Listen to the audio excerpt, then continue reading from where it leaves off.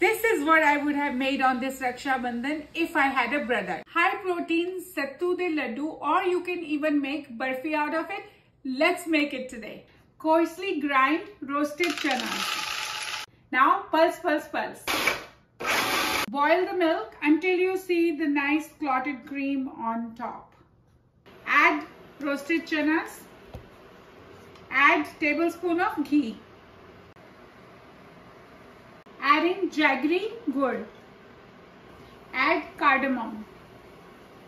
Jaggery gur is actually a replacement for white sugar. Cook this until it releases the oil or ghee on the side of the pan. Add nuts according to your choice, almonds, pistachios.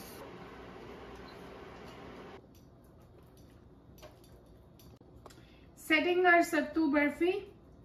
Garnish with edible silver leaf.